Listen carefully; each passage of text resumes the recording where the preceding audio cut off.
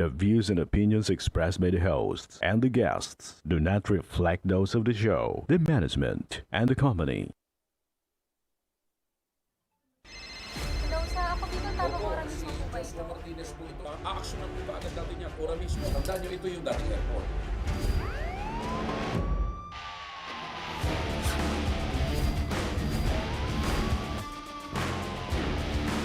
Hoy. Ano namang kayong dalawa pinagchichismis sa inyong mga marites kayo, ha?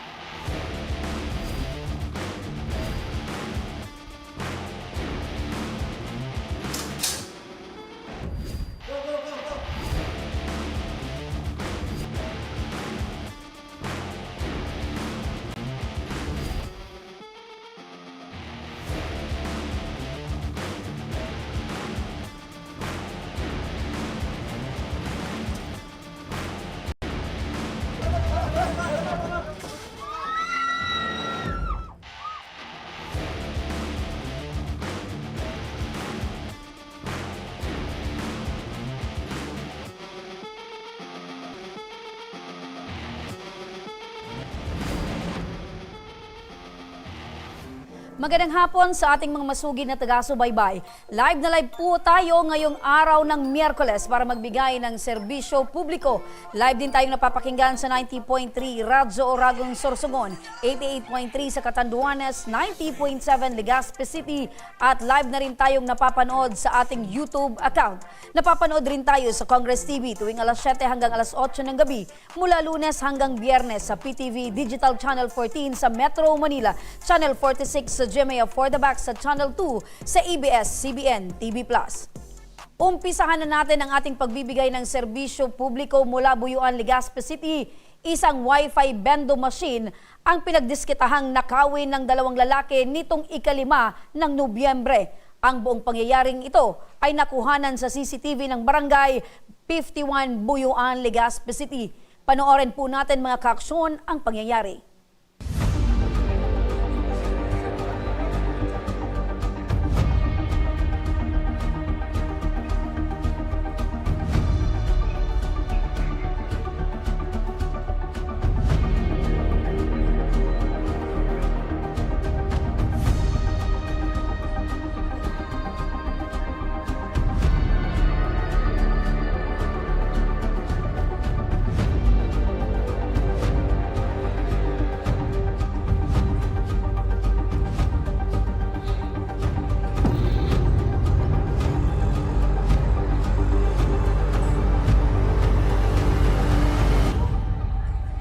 Ayun, mga kaaksyon, mabilis yung pangyayari, nag-stretching pa itong isang lalaki habang yung isa ay nakabantay doon sa motor at kitang-kita na mabilis na tinanggal yung pakakakabit nitong Wi-Fi machine doon sa lugar at isinakay sa isang motor. So magandang hapon, kasama natin ngayon itong may-ari ng bendo machine na si Kit Ivan Balmedina. Magandang hapon sa iyo, Kit. Magandang hapon po. Okay, so ano yung pakiramdam mo ngayon, Kit, na yung inyong hanap buhay, pinagkakakitaan ay tinangay ng magnanakaw? Ma'am, actually sa tita ko po talaga yung vending machine na yun. Kaya, syempre, masama din para sa part namin kasi kami yung nagbabantay ng vending machine na yun. Mga anong oras ito nangyari noong November 5? Siguro po mga around 11:38 po nangyari. Ng gabi po. Okay. So, nung mga oras na yon, nandun ka ba mismo sa bahay na yon or at anong ginagawa ninyo? Nasa kwarto na po ako, natulog na po. Okay, talagang yung kabahayan, yung mga tao sa kabayan na yun ay talagang tulog na sa mga Opo, oras opo. na yon. Opo. So, ilan kayong nasa loob ng bahay? Tatlo po. Kasama ko yung tito ko, tapos yung nagtatrabaho din po doon sa shop, sa bahay. Yang kuha ng CCTV ay talagang malinaw, di ba? Opo, opo. Kasi yung dalawang magkasama, kitang-kita yung mukha. Opo, opo. Meron na ba kayong pagkakakilanlan itong dalawang ito?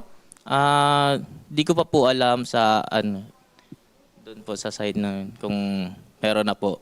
Wala pa po kasing update so, wala sa pang update sa inyo. So, Eto bang video ito, may katagalan din ba yung pagtambay nitong dalawang lalaking to sa labas ng bahay nyo?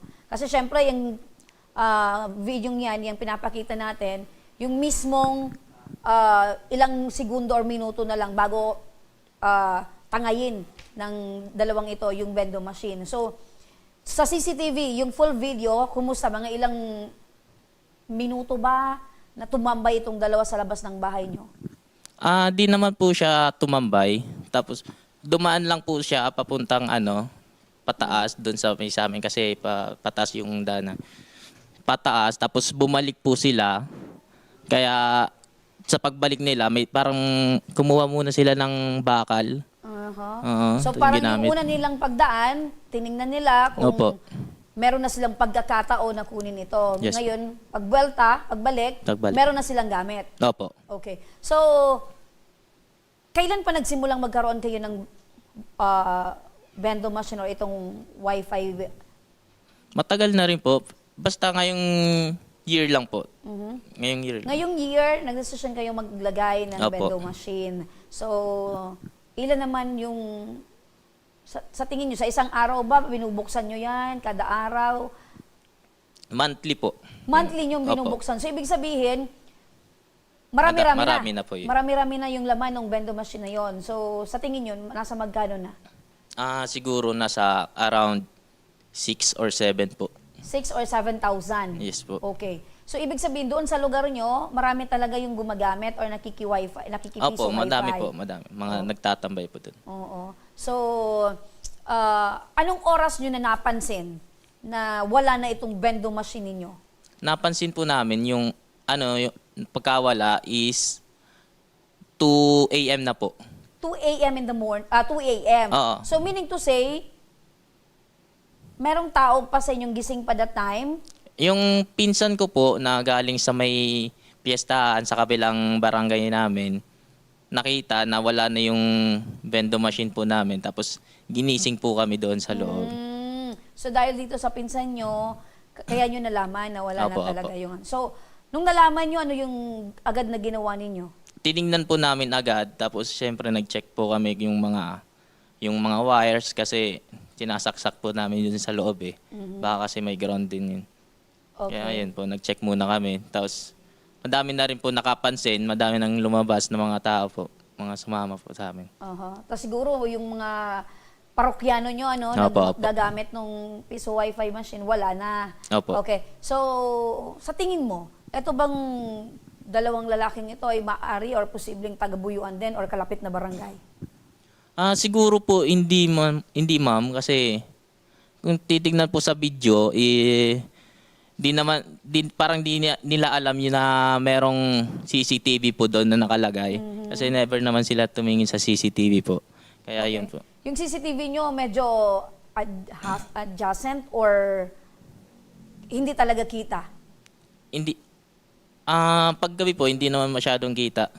Ayun. So, yun yung pagkakamali nila na hindi sila talaga tumingin-tingin kung talagang merong CCTV. Opo. Okay. So, kung nakikinig sila, ano yung gusto mong sabihin sa kanila, itong dalawang lalaking ito?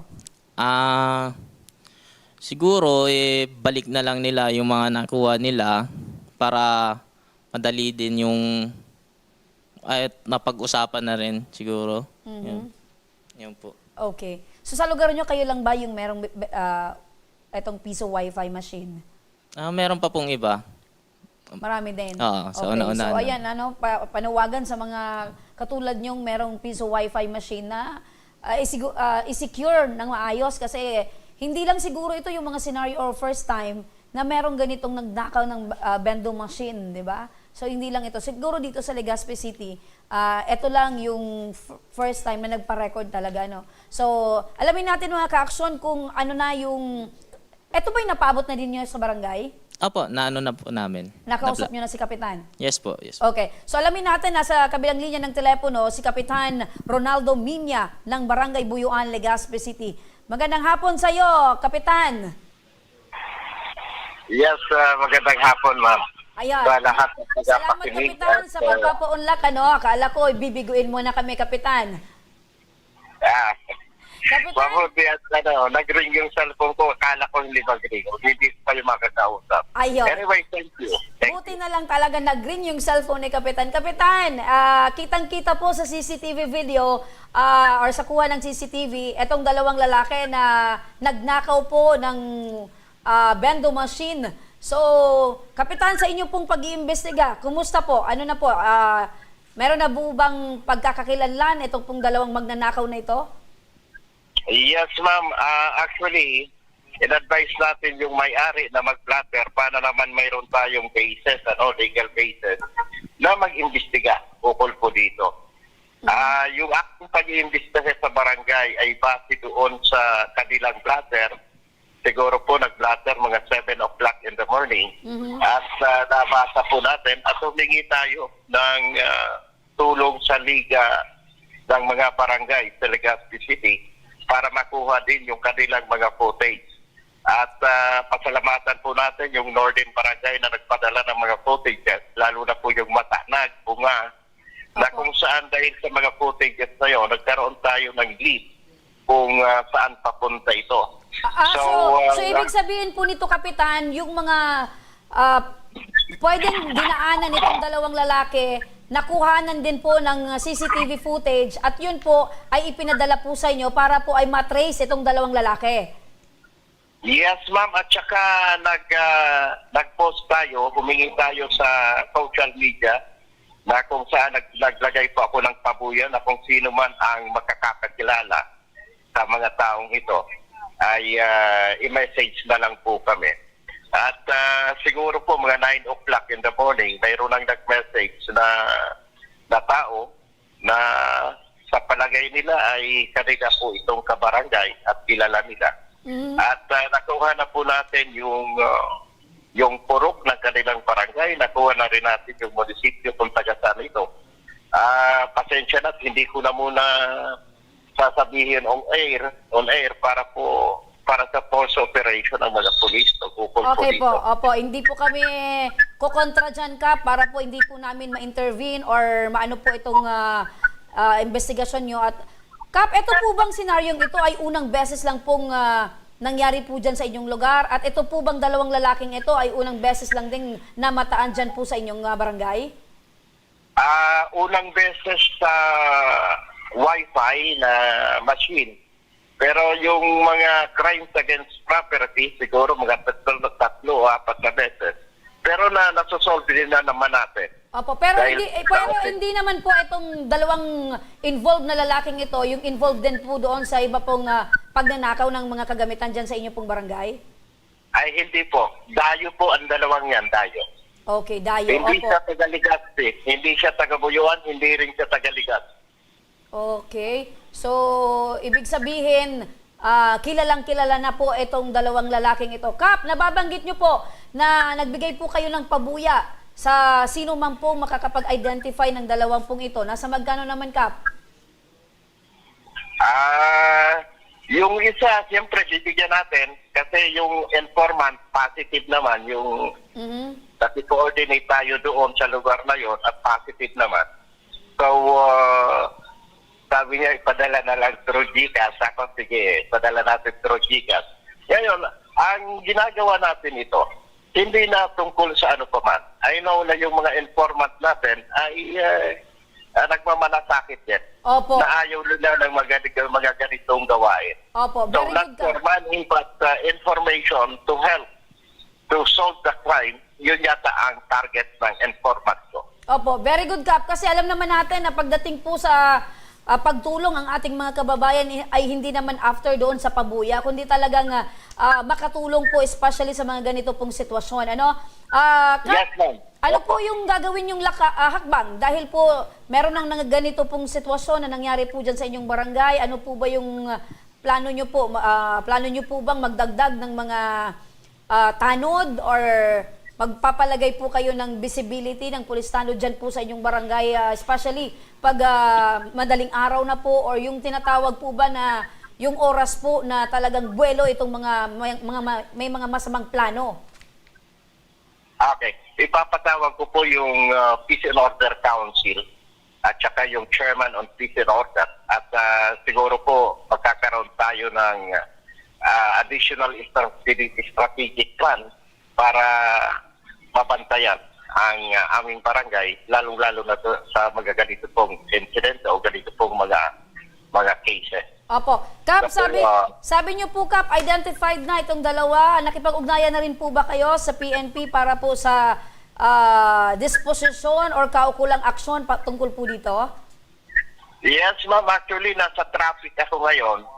Nandito ako ngayon sa isang mall sa Legazpi na traffic lang. At tumulog na yung cellphone, di nakipark muna ako. Papunta ako sa Central, PNP Central, para makipag-coordinate sa thief and robbery section ng Legazpi City PNP para humingi ng tulong tungkol dito.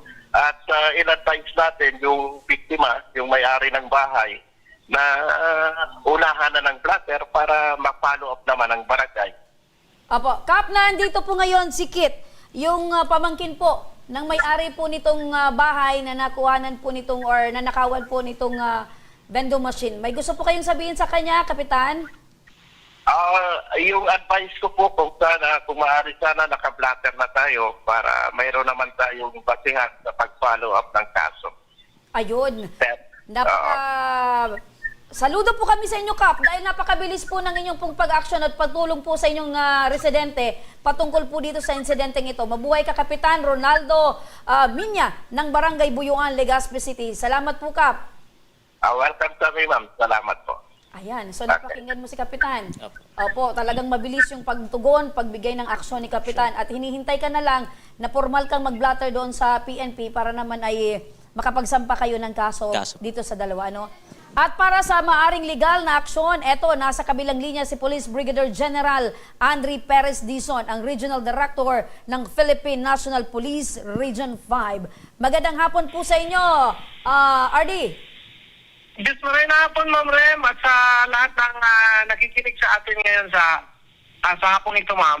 Opo. RD, nakausap po namin si Kapitan at ito po yung advice na hinihintay po yung pag-blatter nito pong biktima or ito pong may-ari ng Wi-Fi machine. So, ngayon po, RD, para naman po sa kaalaman niya, dagdag na impormasyon patungkol po dito, ano po yung maaring gawing legal na aksyon ni Kit at ng kanyang pamilya patungkol po sa pangyayaring ito? Tama po yun, Ma'am. At narinig ko nga kanina yung nabanggit ni Cap Viñas na papunta na siya sa Legazpi City Police Station para magpa-blatter at isang guni yung mga nalalaman niya doon sa insidente na yon. So nakikita ko, Ma'am Rem, na makakapag-file po tayo ng kaso kapag hindi po voluntarily nag-surrender o umamin yung gumawa.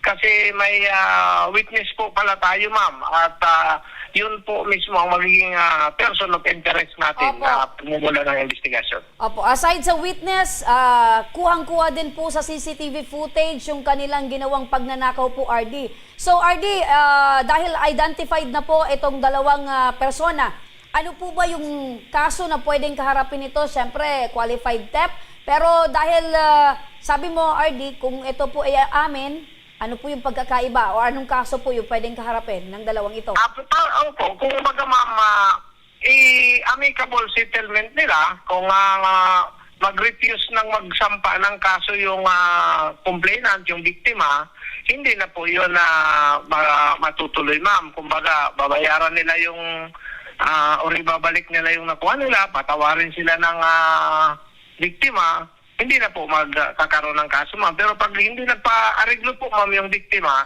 itutuloy po yung kasong theft po, Ma'am. Opo. So, pasok po ito sa kasong theft. RD, ang kasong theft ba, syempre may kaukulang pagkakakulong po yan. Nasa ilang taon po ba? Opo, Ma'am. Ang theft po ay sa atin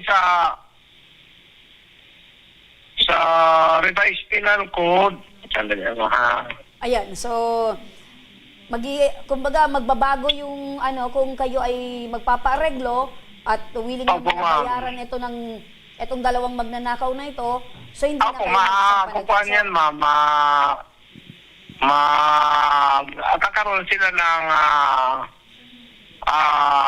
tawag ito, ma'am, yung amicable settlement. Opo. Opo. So, Opo, ma'am. okay, habang tinitingnan pa ni RD kung ilang taon yung kaso, Opo. kayo, Kit, desidido kayong magsampa ng kaso or sabi ni RD kung babayaran daw, magkakaroon kayo ng amicable settlement. So, ano yung desisyon nyo ngayon ng pamilya nyo? Siguro po ito, magkakaaso na lang kami. Oo, kasi dapat di natin tinotolerate yung mga Tama. ganyan. Kasi what is 5,000, 6,000, 7,000? Yes po. Kung uulit at marami pang taong mabibiktima itong dalawang ito, di ba? Opo. So, dapat magtrabaho sila ng patas. Lumaban sila. Lumaban ng sila patas. ng patas. Kung gusto nila ng pera, pagtrabahuhan at paghirapan. Opo. Yes. Balikan natin si RD. RD. Nasa 4 na taon po yung penalty. 4 na taon na pagkakakulong. Pag ang halagang nakuha ay 12,000 hanggang 22,000. 4 years, 2 months and 1 day. Opo.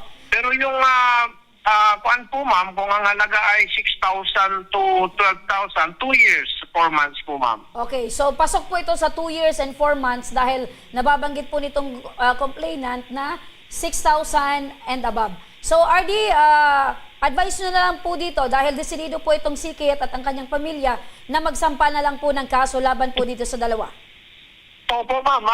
Karapatan po ng biktima po, ma'am. Hindi natin sila pwedeng hadlangan at yun po ang magiging repercussion. Yun po ang magiging resulta ng ginawang krimen ng suspect na yun po, ma'am. Opo. So with that po RD, maraming salamat po Police Brigadier General Andre Perez Dizon. Thank you, ma'am. Always po. Opo. Thank you so much. Ang Regional Director ng Philippine National Police Region 5. So yun Kit, So dahil nabanggit mo, desidido kayong magsampa ng kaso. Yes po. Okay, so ano yung masasabi mo ngayon dahil sabi ni Kapitan, identified na itong dalawang magnanakaw. Opo, at syempre, nagpapasalamat po kay Kap kasi sa mabilisang action niya po. Tsaka, kasi the best po kasi yung kapitan namin, ma'am eh. Mabilis niya magbagyo man, o mga ganyan na mga nangyayari, mga nakawan. Yan po, the best po talaga sa pagdating sa kanya. Yun ang dapat na kapitan ng barangay, Yes di ba? po. Maaasahan Sa lahat po ng oras, maaasahan dahil siya yung ama ng barangay. Ano? Yes po. So sa ngayong panahon, nagpakaama talaga itong si Kapitan Minya. Kaya saludo ako sa iyo, Kapitan Minya. So yun, So makikipag-ugnayan na lang kami kung ano yung magiging development itong pagsampan nyo ng kaso. Opo, thank you po. Maraming salamat. Eto naman mga ka-aksyon, sa pagbabalik ng Ako Bicol Tabang Ora mismo, mula sa Caloocan City, isang lalaki ang kinakailangan sumailalim sa operasyon matapos ang hindi sinasadya nitong pagsudot sa kanyang mata. At mula naman sa Sorsogon City, isang ginang ang nag-alala sa mahigit 1 milyong piso na halaga ng operasyong kinakailangan niya dahil sa sakit nito sa puso. Ang pagtugon ng programa sa kanilang mga hinaing, abangan. Huwag kayong bibitaw mga ka-aksyon, magbabalik pa ang Tabang Ora mismo.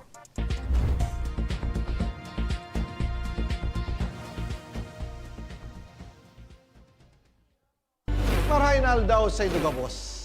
Ang aldaw na ini ay para sa Indo, para sa tuyang mga kababayang Bicolano na nangangaipuhan kan kalinga, asin manlain-lain na medikal na serbisyo. Ini po ang sa tuyang dalan para makapaghatod kan serbisyo maski guraano ini karayo o karani ang sa Indong kinamumugtakan. Ang Tarabangan Caravan ay saro pong inisyatibo kan Ako Bicol Party List na igwang layunin na darahon ang serbisyo medikal asin dental direkta sa saindong mga komunidad.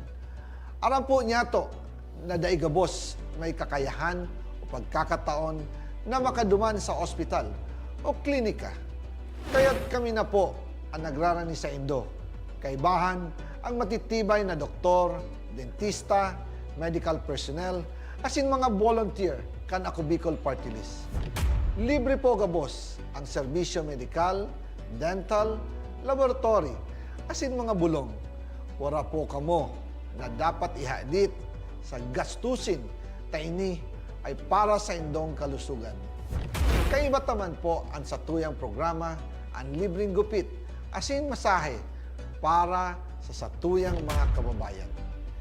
Maliban digdi, may local recruitment activity man kitang unyan. Ini po sarong biyaya para sa satuyang mga kababayan na nag-aanak kitrabaho. Sana po ay makatabang ini sa Indo. Tangani, makaanap ki mga bagong oportunidad para sa indong pamilya. Mga kababayan, buya ko pong ipaabot sa Indo na ako Bicol Party List permi yaon para sa Indo. Sadto, ngunyan asin sa maabot. Kami po ay padagos paglilingkod sa bawat Bicolano. Kami po ay nagpapasalamat sa saindong padagos na suporta. Habang yaon ang suporta kan kada Bicolano sa Ako Bicol Party List, padagos po niya to dadarahon ang mga programa na direktang nakakapiktar asin nakakatabang sa saindong gabos. Sa giraray, dakulaw pasasalamat po sa indong pagtangkilig, asin pagtitiwala, naway padagos niya tong ipangadji ang mga kalusugan, asin kaligtasan kang bawat saro. Padagos po kitang magtarabangan, asin magkasararo para sa mas malusog, asin masiglang Bicolandia. Nakulang salamat po, asin maray na aldaw sa indong gabos.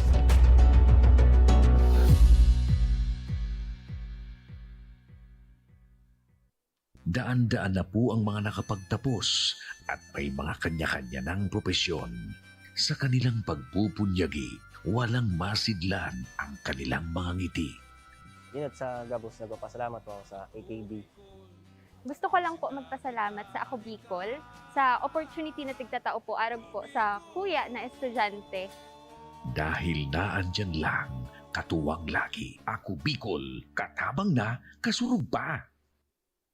Hindi rin nagpahuli sa pagtugon sa mga pangailangan ng ating mga healthcare workers at mga frontliners. Sa simula pa lang nitong pandemya, hanggang sa ngayon, walang humpayang pagtulong. Ay, nagpapasalamat po ako sa pagtaunin tabang hali sa Ako Bicol Party List. Salamat kong dakula sa duwang congressman. Tayo nakakatabang sa muya sa Gabos. Maaasahan, Ako Bicol, katabang na, kasurug pa. Tucked away in the province of Albay, known for its perfectly shaped Mayon volcano,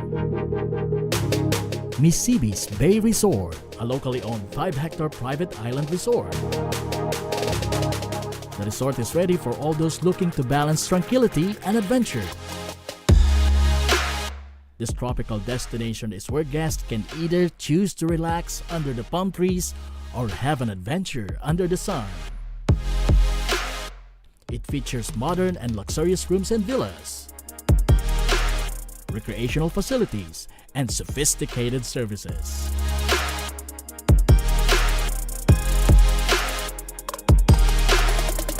Come and experience Missibis Bay Resort, your tropical island getaway.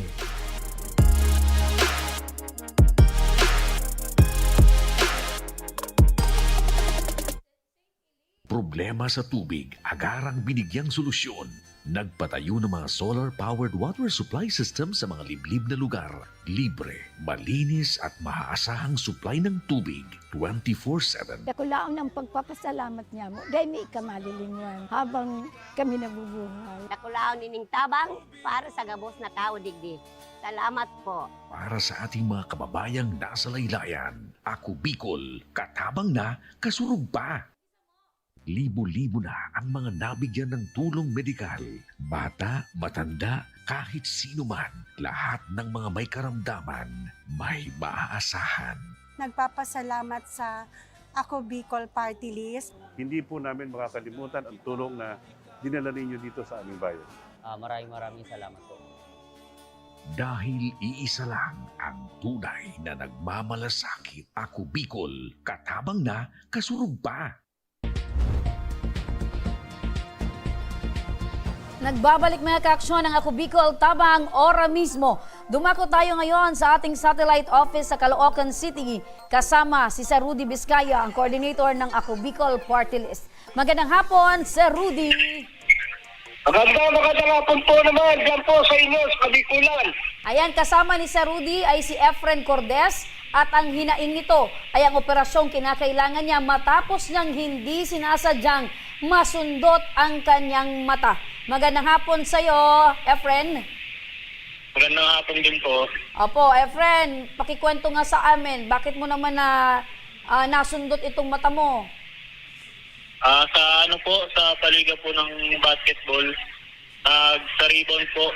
Tapos nung nag-aagawa na po ng bola, hindi po nasadyang nasundot yung mata ko sa kanan. So isa kang basketball player?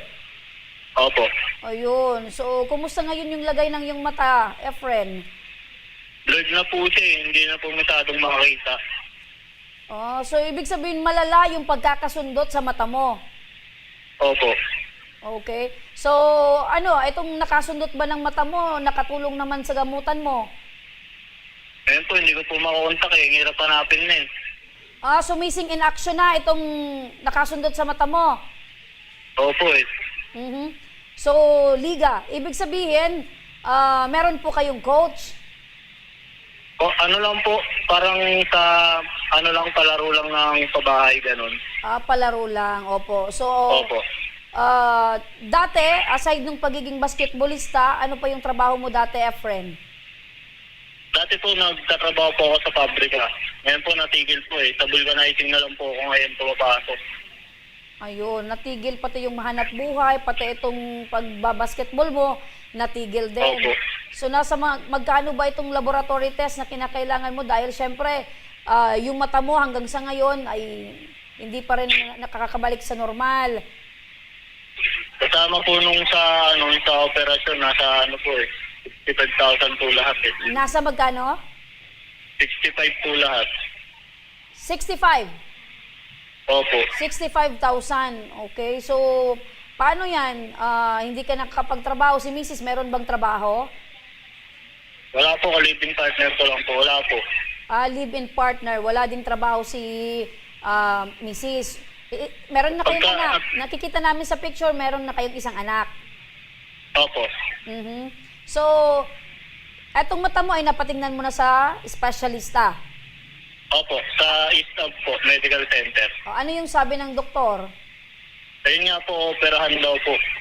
Anong klaseng operasyon yung gagawin sa'yo, Efren? Ano daw po eh? Retinal detachment po. Retinal detachment? Opo. Okay. So, yun ang kinakailangan mong likumin, 65,000 para mangyari na ito, magawa na itong operasyon. Opo. Okay. So, ngayon lumapit kayo sa Ako Bicol Tabang Ora mismo, sa Ako Bicol Party List, ang kahilingan mo ay para sa operasyon. Opo. Wala pa kayong nalalapitan na iba? Wala pa kayong naiipon para sa operasyon? Wala po. Maaga pa po ako rito kanina eh, para sumubok lang po. Sumila po kaninang maaga. Okay, so sumubok kayo, ano? So, sa tingin nyo, ito bang pagsubok mo, mabibigo ka bang lalabas dyan or hindi? Ano po, sabi po ni Sir Rudy, nakita niya po kasi requirements po, naman daw po, qualified naman daw po ako. Ayan, so makinig ka. Okay naman daw po. Makinig ka, Efren, ano? Nasa katabi mo na ngayon si Sir Rudy Vizcaya, ang coordinator ng Ako Bicol Party List. Sir Efren, Sir Efren naman sa Karudi! Karudi! Ito pong kababayan po natin kanina, ay tama-tama sa People's Day po ng Ako Bicol Party List dito sa Barangay 175, dito sa Caloocan.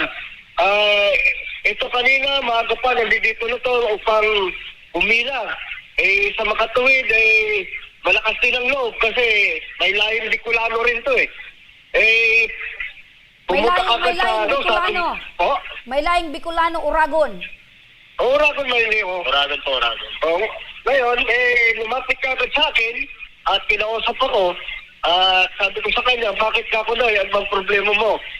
Ako po ay magpapa-opera ng mata. Sabi nyo, kaso po, wala po ako pambayad. Nagkakalago po ng 65,000 ang kanyang operasyon. Maliban pa yung kanyang mga gamot. Sabi ko, huwag kang mag-alala dahil ang napunta mong party list, Ako Bicol Party List ay iyong kababayan, hindi ka pababayan. Sa madaling salita, Tumawag kagad ako sa ating buting congressman Congressman Saldico at Congressman Jay Bungalon upang matulungan itong ating kababayan na taga rito sa Caloocan. Ito po, pinakalubang kakad siya ng 80,000K para sa sobra kanyang operasyon sa Sobra East pa. Albino, ora mismo. Ayun, 65,000 ang kakailanganin ni Efren, pero ginawa ng 80,000. Opo. Ayun, may sobra pa, pambili pa ng gamot. O Efren, ano yung masasabi mo na talagang yung kahilingan mo ay natugunan ng Ako Bicol Party List at hindi lang yung 65,000 kundi 80,000 yung ipinagkaloob sa iyo ng Ako Bicol Party List, Efren? Opo. Unang-una po, maraming salamat po kay Congressman Saldico, kay Congressman Gil Bungalon at kay Sir Rodi Vizcaya at sa bumubuo po ng Ako Bicol tabang ora mismo. Kasi po makakapagpa-opera na po ako ngayon. Maraming salamat po talaga. Pag naoperahan ka na, Efren, yung mata mo, babalik ka pa ba sa paglalaro ng basketball? Ay, sa basketball, di na po. Parang ayoko na po eh. Ayun. So, nagkaroon ka Kinakabahan na rin po ako eh. Okay. So, yun na lang, Efren, atupagin mo na lang yung hanap buhay mo para sa pamilya. Hindi siguro para sa'yo itong paglalaro ng basketball. Oo nga po eh. Maraming salamat, ka Rudy Vizcaya, ang coordinator ng Ako Bicol Party List dyan sa National Capital Region. Maraming salamat din po sa inyo. Eto na mga Salamat din po. Okay, maraming salamat din, Efren. Eto mga ka-aksyon, dito naman tayo, samantala mula naman sa Sorsogon City, personal na dumulog ngayong hapon si Maria Cynthia Lurin, 36 na taong gulang, dumaranas ng sakit sa puso at nangangailangan sumailalim sa operasyong nagkakahalaga ng mahigit 1 milyon. Magandang hapon po sa inyo, Nanay Cynthia. Good afternoon po, ma'am. Opo. So, Nanay Cynthia, kumusta po kayo ngayon? Yung kalagayan po ninyo? Medyo po, hindi po okay. Opo. Kasi nga po naglilikom po ako ng... Pakilapit lang.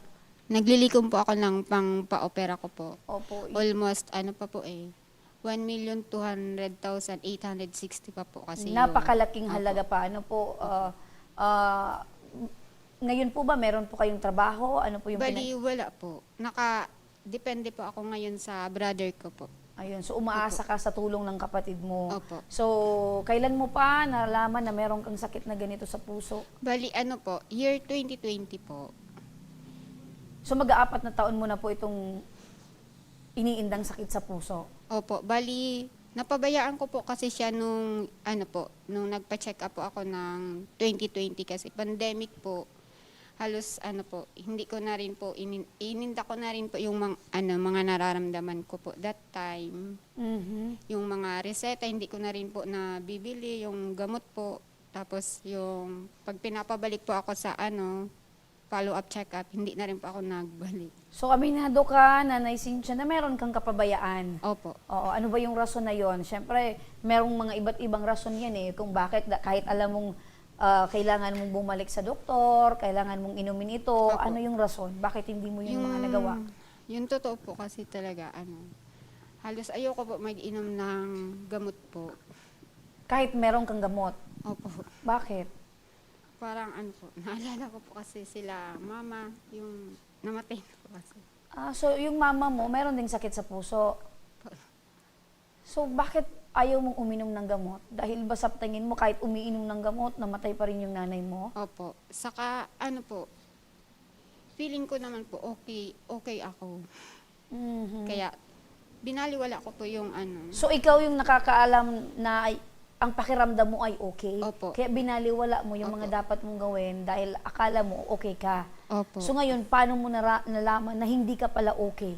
Nung last year po, parang doon na po nag-trigger yung sakit ko po. Halos yung nararamdaman ko po, pag sobrang saya ko po, may time po na nagmamanhid po yung left ko po na katawan po. Tapos ito po na, ko po na face, yung nagka-cramps po. So, kahit ano yung reaction ng katawan mo or kung ano yung kondisyon, masaya, malungkot, meron kang nararamdamang kakaiba? Opo. Tapos yung abnormal po na heartbeat po na madalas po mabilis na heartbeat po. Tapos yung palpitation po. Tapos may time nga po na pag nasa trabaho ako, bigla na lang ako nahihilo. Ayan. So bago mo pa nalaman na meron kang sakit sa puso, ano yung dati mong trabaho? Sa ano po, personal collection po, invoicing clerk po ako sa Ayun. So PC po. clerk ka Opo. sa personal collection. Ngayon, paano nagsimula na meron ka ng, or nagpa-check up ka na dahil meron ng kakaiba sa pakiramdam mo? Opo, bali last year po, nag-duty po ako dito sa Daraga po. Tapos, nag-stay po ako sa boss ko po diyan sa Legazpi po. Kila Ma'am Sonia Ricamunda po.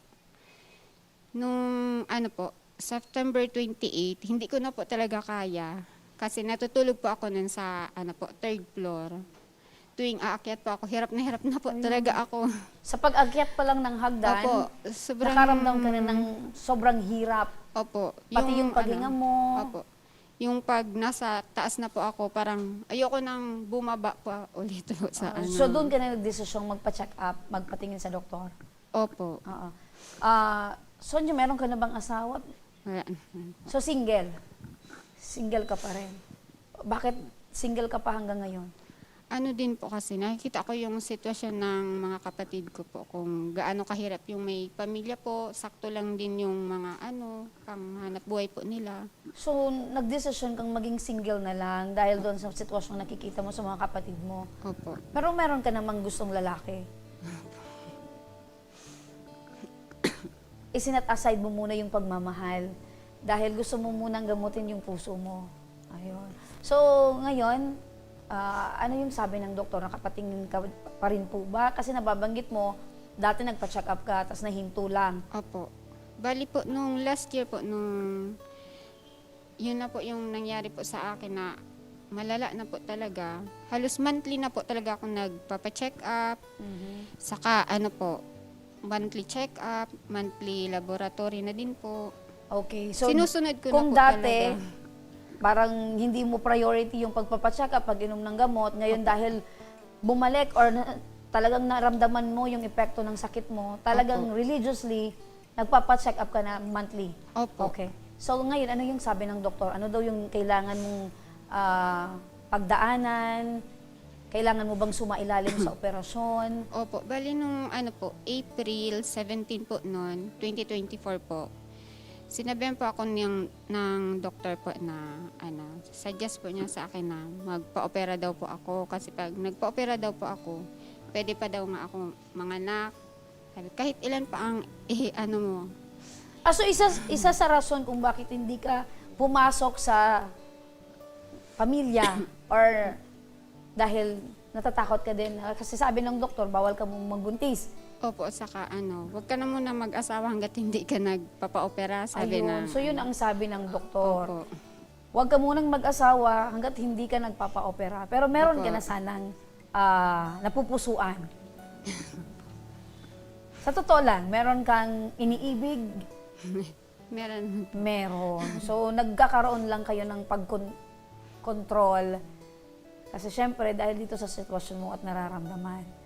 Ayun. So, unahin muna yung sarili. Tama naman. Opo. Sarili muna. So, ang sabi ng doktor, kailangan mong magpa-opera. So, ilan nga yung kinakailangan mong pera para mangyari itong operasyon? 1,200,860 pesos 1,200,000 816. 60. 60. 60. Apo. Sa edad mo na yan, nasa ilan pa lang ba yung perang nakahawakan mo? Halos lang po. Yung sa sahod. Sa sahod lang. Opo. So, mga 20,000, 30,000. Less than. Ayun. So, ngayon, ang kinakailangan mo ay milyon para sa pagpapagaling or pagpapa-opera. Napakahirap ng sitwasyon, Nanay, Opo. Ate Cynthia, So, ngayon, ano yung panalangin mo sa Poong May Kapal? Siyempre, pag may mga times na nag-iisa ka, wala kang ginagawa, so, tumatawag ka sa kanya, lumalapit ka. Ano usually halos yung everyday naman po. Yung bigyan pa ako ng ng mahabang buhay po. Kasi alam ko pong may mission pa po ako sa ating mundo po. Tapos gusto ko rin naman po matulungan ang mga kapatid ko, maibalik ko ulit yung yung binibigay nilang tulong sa akin sa ngayon po. Ayun. Opo. So, grateful ka kasi Opo. meron kang mga kapatid, kapamilya na tumutulong sa iyo sa panahon ng ganitong sitwasyon. Opo, Ano? tapos sa mga kaibigan ko po na hindi po talaga ako iniwan, sa boss ko po na nandyan po talaga. Ayun. Hindi ako iniwan. Napakabait ng boss mo na kahit ikaw huminto na sa pagtatrabaho. Opo, sinusuportahan pa rin po niya. Ayun. Sino yung boss mo yan? Si Ma'am Sonia Ricamunda. Ma'am Sonia? Ricamunda po. Ayan. Oh. Salamat po, Ma'am Sonia. Kahit hindi mo na ito empleyado, hindi na makapagtrabaho, dire-diretso yung pagtulong at pagsuporta. Ano ba yung naramdaman mo, yung sinabi ng doktor na kailangan mo lumikom ng 1 milyong higit? Bali, medyo tulala nung makita ko po yung quotation Yung po. quotation. Opo. At hindi mo alam kung paano mo yun malilikom, ano? Opo. Opo.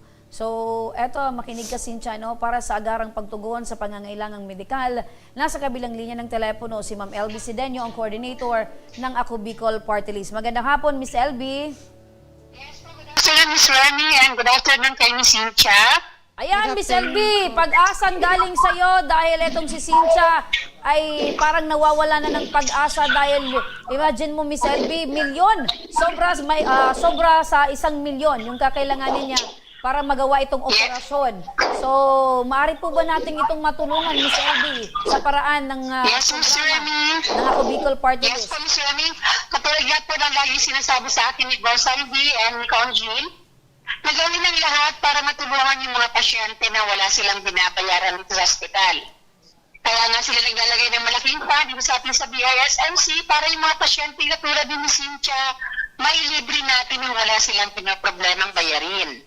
Ayun. So, tanungin muna natin si Miss Cynthia. Miss Cynthia, saan ba yung planong gagawin itong operasyon? Dito po sa BRHMC. Sa BRHMC. Tamang-tama, Miss LB, BRHMC, gagawin itong operasyon.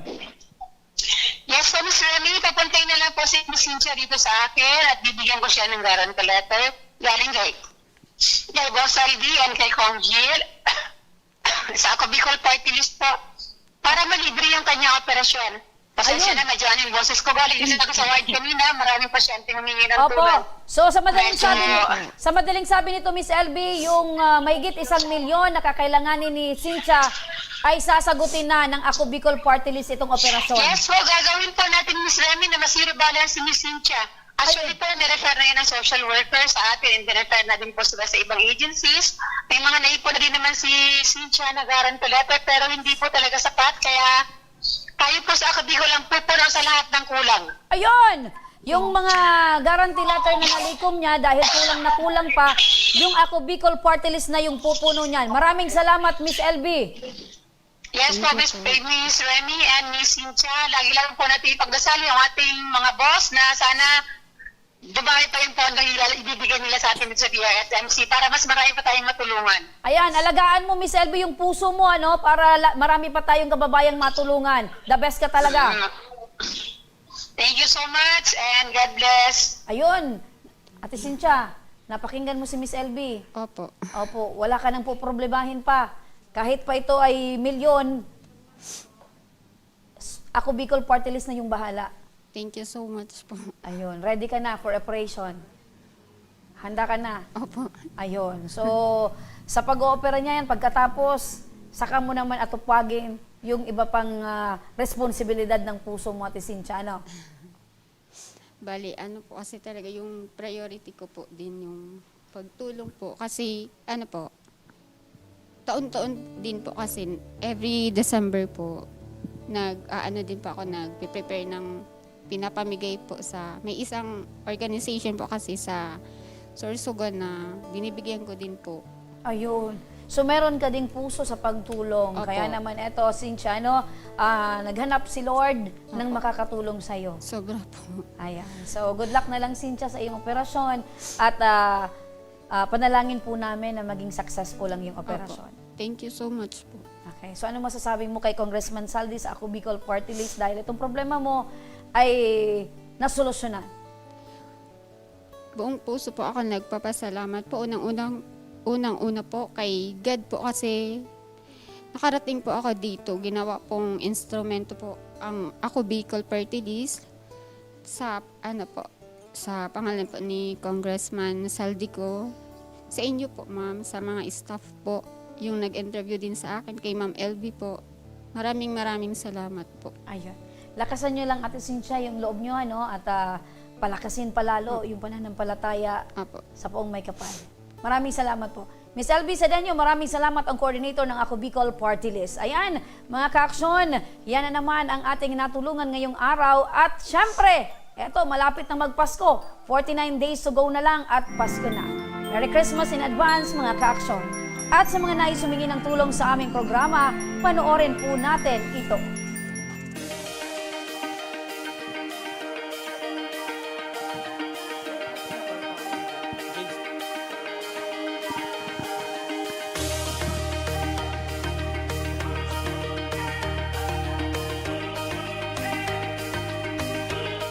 Sa mga may problemang legal at medikal na nais humingi ng tulong sa ating programa, maaari po kayong magsadya sa aming tanggapan sa second floor ng Embarcadero de Legazpi, Victoria Village, Legazpi City.